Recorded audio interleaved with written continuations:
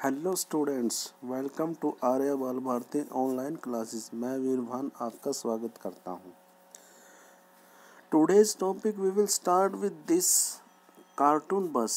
हम यहां पे आज का जो टॉपिक है इस कार्टून बस से स्टार्ट करेंगे, जिसके ऊपर लिखा है जर्मन गवर्नमेंट, यानी कि जर्मन की सरकार कैसे है। फाइन जर्मन इंजीनियरिंग, यानी कि देखो इंजीनियरिंग का मीनिंग बेसिकली यही होता है सिंपल लैंग्वेज में कि काम को आसान बनाना। और यहाँ पे जर्मन सरकार ने कैसे अपने काम को आसान बनाया सरकार बनाने के लिए, इसलिए इसको जर्मन इंजीनियरिंग बोलते हैं।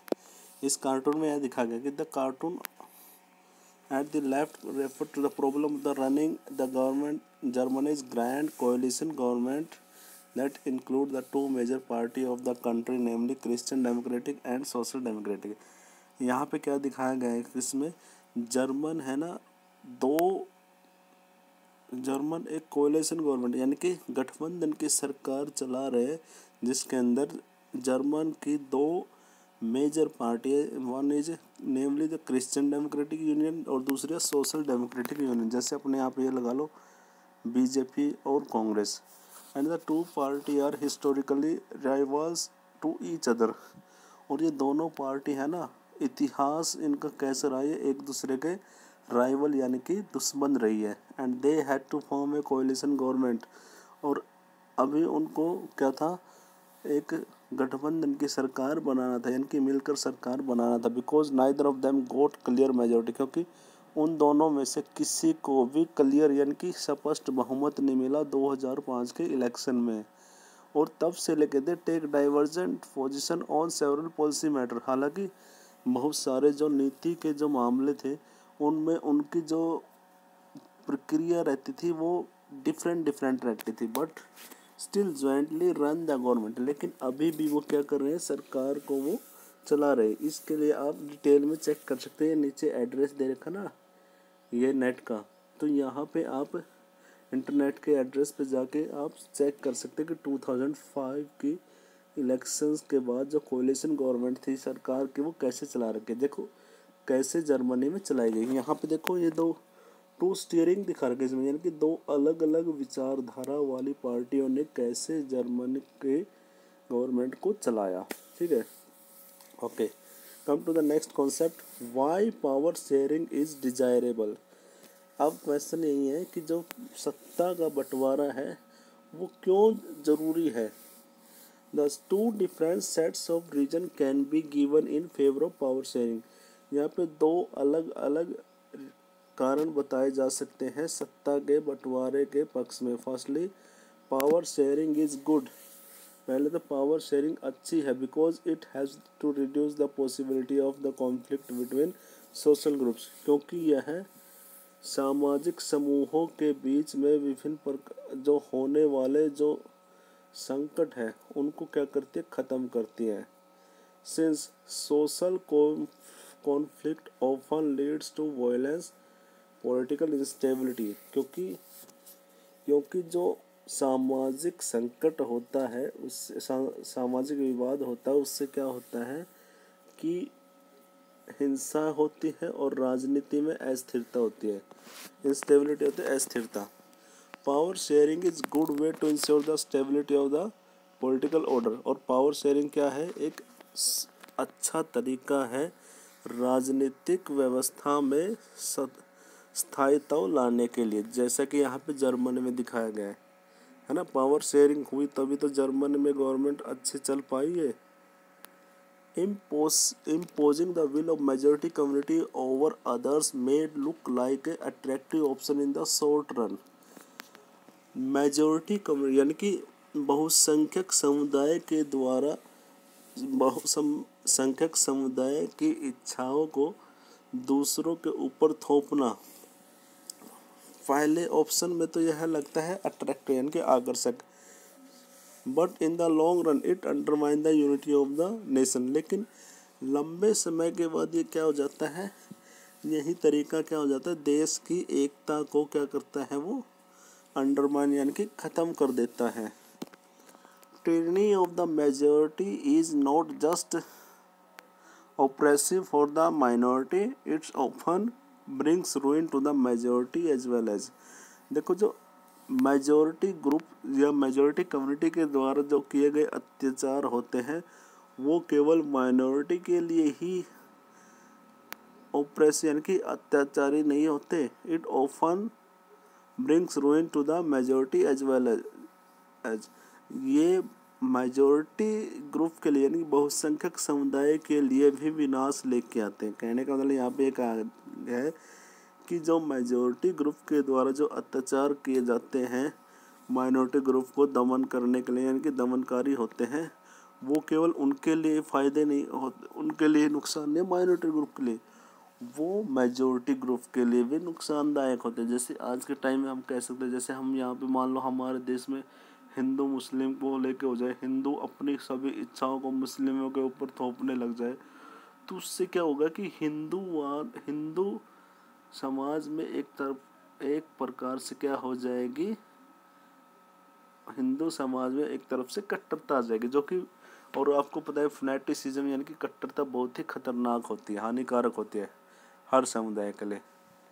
This is a second deeper reason why power sharing is good for democracy.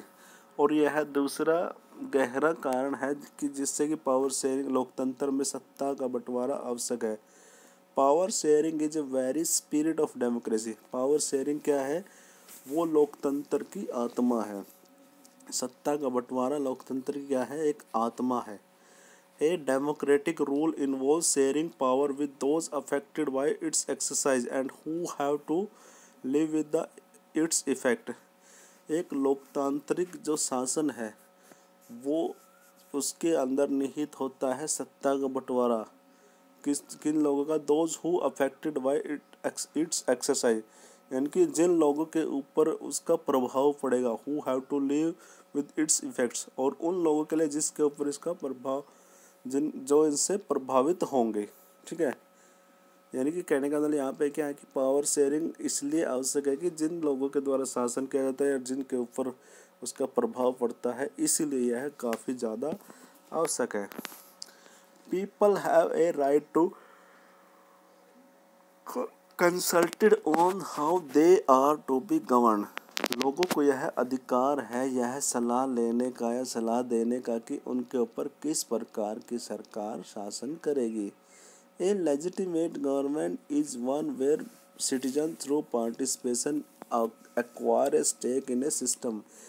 एक कानूनी सरकार वह होती है जहाँ पे नागरिक क्या करते हैं, सिस्टम को हासिल करने के लिए उसके अंदर हिस्सेदारी लेते यानी कि वोट वगैरह देते हैं। जैसे let us call the first set of reason prudential and second the moral. तो पहला सेट तो क्या है इसका कारण, प्रूडेंशियल, और दूसरा क्या है, सेकंड मोरल।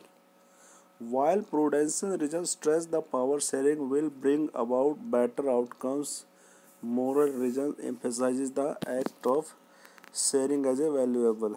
जबकि जो प्रूडेंशियल रीजन्स होता है वो बहुत ज़्यादा जोर देता है किस चीज़ पे कि पावर शेयरिंग यानी कि सत्ता का बंटवारा क्या लेके आएगा, अच्छे परिणाम लेके आएगा, और नैतिक कारण से इसके ऊपर जोर दिया जाता है that the very act of democracy power sharing are as valuable. यानी कि जो सत्ता का जो भागीदार, सत्ता की जो साझेदारी है वो क्या है, मूल्यवान है। ठीक है, तो फर्स्टली प्रूडेंशियल का मीनिंग क्या होता है, prudential based on prudence on A careful calculation. Prudence means क्या, सोच विचार यानी कि केयरफुल कैलकुलेशन की जाती है ऑफ गेन्स और लॉसेज, यानी कि उसके लाभ क्या होंगे और उसके लॉसेज यानी कि हानि क्या होगी। इस प्रकार के चीज़ों को ध्यान में रख के कोई डिसीजन लिया जाता है उसे प्रूडेंशियल बोलते हैं।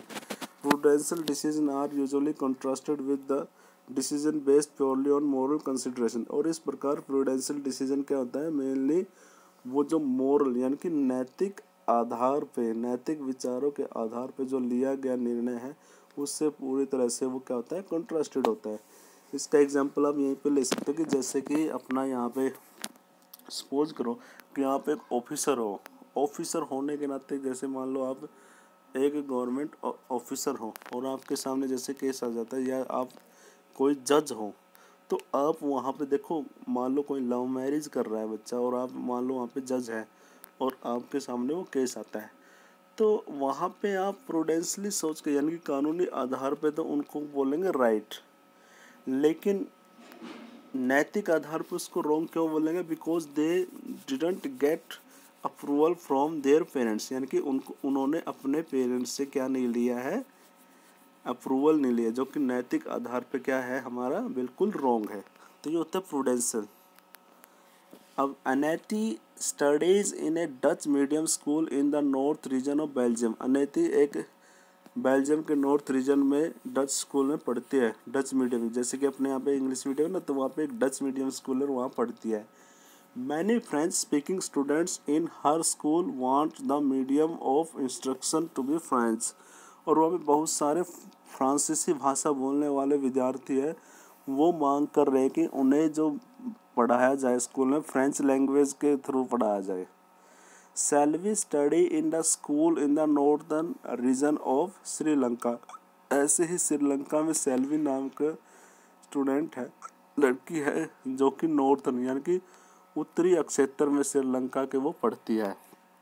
All the students in her school are Tamil speaking. और उसके स्कूल में सभी क्या है, तमिल भाषी है, तमिल बोलने वाले। And they want the medium instruction to be Tamil. और वो चाहते हैं कि उनकी लैंग्वेज, जो पढ़ाई की जो लैंग्वेज है, पढ़ाई का जो माध्यम है, वो भी कैसा होना चाहिए, तमिल होना चाहिए। If the parents of Annette and Selvi were to approach respective government to realize the desire of the child, who is more likely to succeed and why? यदि पेरेंट्स, अनैति के और सेल्वी के जो पेरेंट्स हैं, माता पिता है, वो अपनी अपनी सरकारों के पास जाते हैं to realise the desire of the child, बच्चों की इच्छा को महसूस करते हुए, who is more likely to succeed. तो आप बताइए इन दोनों पेरेंट्स में से, अनैति में से और सेल्वी में से, कौन ज़्यादा सक्सेस होगा एंड वाई, क्यों होगा?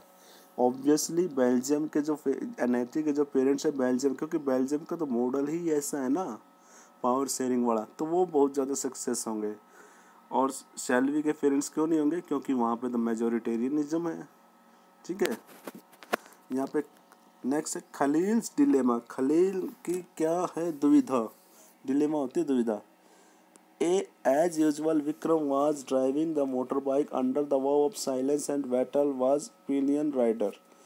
जैसा कि आपने विक्रम बेताल की कहानी सुनी होगी, तो उसको इंग्लिश में यहाँ पे कन्वर्ट किया गया है आज मॉडर्न टाइम में, कि जैसे कि विक्रम मोटर बाइक पे जाता है, बिल्कुल उसने प्रण लिया है चुप रहने का, और बेताल को, यानी कि बेताल को उसने अपने पीछे, अपनी बाइक के पीछे बिठा रखा है।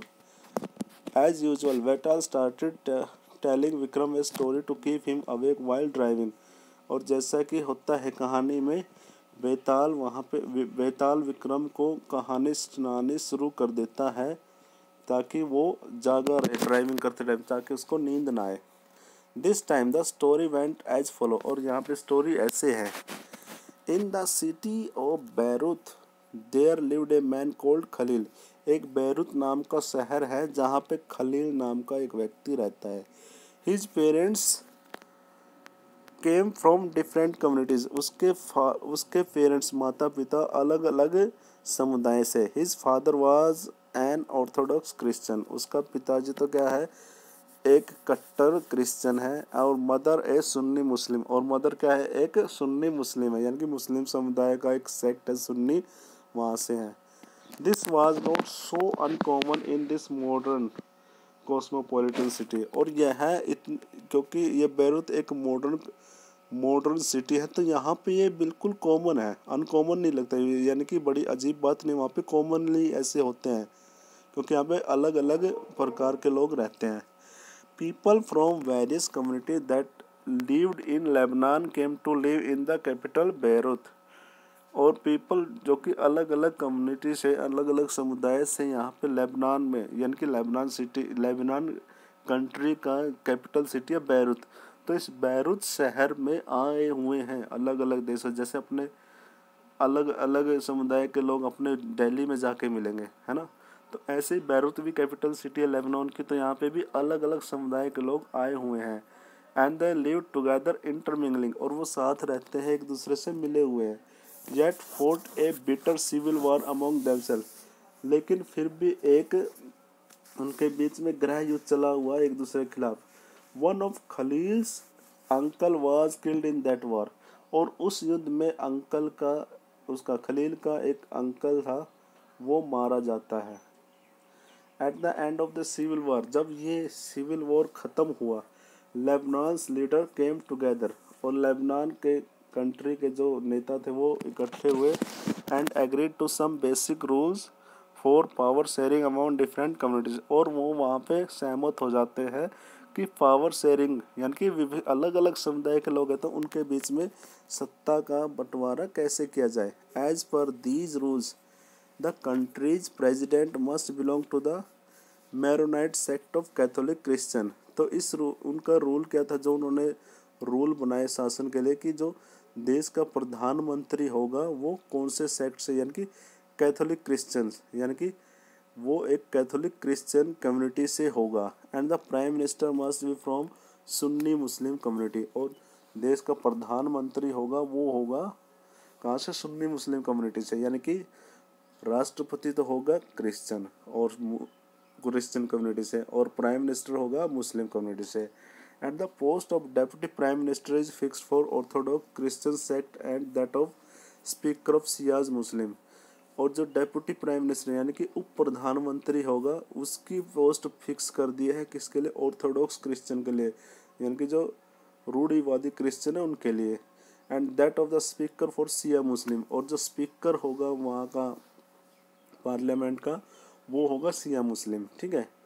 Under this pact the Christian agreed not to seek French protection and Muslim agreed not to seek unification with the neighbouring state of Syria, और इस प्रकार इस संधि के तहत क्रिश्चियन सहमत हो गए कि वो फ्रांस से प्रोटेक्शन नहीं मांगे, यानी कि फ्रांस कंट्री उनके पड़ोस में है ना, और मुस्लिमों ने बोल दिया कि न ही वो नेबरिंग स्टेट है जो सीरिया है, सीरिया से मिलेंगे, यानी कि सीरिया के साथ नहीं मिल के जाएंगे वो।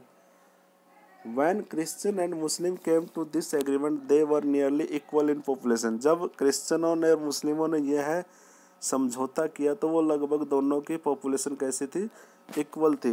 Both sides were continue to respect this agreement through now Muslims are clear majority, और दोनों तरफ से दोनों सहमत हो गए और एक दूसरे को समझौते क्या करते थे, वो रिस्पेक्ट देते थे। Now the Muslim are in clear majority, अब मुस्लिम क्या है, बिल्कुल स्पष्ट बहुमत है उनका। Khalil does not like this system one bit, और लेकिन खलील को यह सिस्टम नहीं पसंद है, क्यों, he is a popular man with the political ambition, वो एक मशहूर व्यक्ति है और उसके इच्छा है कि राजनीति में अपना क्या बनाए, करियर बनाए। But under the present system the top position is out of his reach, और जो आज का जो प्रेजेंट सिस्टम बना रखा वहाँ का लेबनान का, तो वो टॉप की पोजीशन पे वो नहीं पहुँच सकता, यानी कि राष्ट्रपति नहीं बन सकता। And he does not practice either his father और मदर्स रिलीजन, न ही तो वो अपनी माँ के धर्म को ले सकता है, न ही अपने फादर को। And does not wish to be known by other, और न ही किसी और के द्वारा। He can not understand why Lebanon can't be like any other normal democracy, और वो समझ नहीं पा रहा है कि लेबनान अन्य लोकतांत्रिक देशों की तरह क्यों नहीं हो सकता। Just hold an election, allow everyone to contest and whoever wins maximum vote become the president, सिर्फ इलेक्शन कराया जाए और जो इलेक्शन में ज़्यादा वोट लेता है वही क्या बनेगा, प्रेसिडेंट बनेगा वहाँ का। And no matter with which community he comes from, और चाहे वो किसी भी समुदाय से आया हो। Why can't we do that like in other democracy of the world, और वो कहते हैं कि हम संसार के अन्य लोकतांत्रिक देशों की तरह क्यों नहीं कर सकते। He ask his elder who have seen the bloodshed of civil war tell him that the present system is best guarantee for peace, लेकिन उसके बड़ों ने क्या बोला कि जो ब्लड शेड सिविल वार हुआ था पुराने टाइम में जिसमें उसके अंकल भी मारे गए थे, तो उसको टालने के लिए ही संधि यानी कि यहाँ पे शांति स्थापित करने के लिए जो प्रेजेंट का जो सिस्टम है ना वो काफ़ी अच्छा है। The story was not finished but they had reach the TV tower, लेकिन स्टोरी अभी तक खत्म नहीं होती। अब वो दोनों टीवी टावर के पास पहुंच गए, कौन, विक्रम और Betal. Where they stopped every day, जहाँ पे वो अक्सर रुका करते हैं। Betal wrapped up quickly and posed his customary question to Vikram. अब बेताल उससे जैसे कि अक्सर वो सवाल पूछता है, क्वेश्चन पूछता है, वो पूछता है उससे, if you had the power to rewrite the rule in Lebanon what would you do. वो उसे कहता है कि अगर तुम्हारे पास पावर हो, यानी कि शक्ति हो कि लेबनान में दोबारा से रूल को, यानी कि शासन के नियमों को तुम्हें लिखना पड़ जाए, तो तू क्या करोगे। What you adopt the regular rules follow everywhere as Khalil suggest. क्या आप उन्हीं रूल को फॉलो करेंगे जैसे कि पहले वहाँ पे हर जगह पे हुआ करते थे, जैसा खलील को उसके बड़ों ने बताया है। और stick to the old rules, या फिर आप पुराने, या तो उस रूल को फॉलो करो जो खलील ने सजेस्ट किया, समझाया, सुझाव दिया है, या फिर पुराने जो नियम हैं उनसे चिपके रहोगे। और डू समथिंग एल्स, और या कुछ और करोगे। Vetal did not forget to remind Vikram of their basic pact. और वेताल विक्रम को जो बेसिक पैक्ट थे, संधि के जो बेसिक नियम थे, उसको बताने से भी वो भी उसको याद दिलाता है। If you have a answer in mind and you do not speak up and your motor bike will freeze and so will you. और वो कहते हैं कि अगर तुम नहीं बोला, अगर तुम्हारे दिमाग में आंसर है और तुमने नहीं जवाब दिया, तो तुम्हारी मोटर बाइक और तुम भी क्या हो जाओगे, फ्रीज हो जाओगे, यानी कि पत्थर के हो जाओगे। ठीक है। अब इसी स्टोरी के बेसिस पे स्टूडेंट्स आपके सामने क्वेश्चन है ये, कि जो लेबनान कंट्री है वहाँ का रूल और रेगुलेशन डेमोक्रेटिक है या नॉन डेमोक्रेटिक है, अगर वो जो उन्होंने फॉलो किया वो सही है या गलत है। ठीक है। Can you help war Vikram in answer Vetal. तो आप उस विक्रम के आंसर में हेल्प करनी है आपने, क्या आप कर सकते हो, ये आपने रीड करना और इसको अच्छे से थिंक ओवर करना है इसके ऊपर। ओके स्टूडेंट्स, नेक्स्ट हम कल पढ़ेंगे।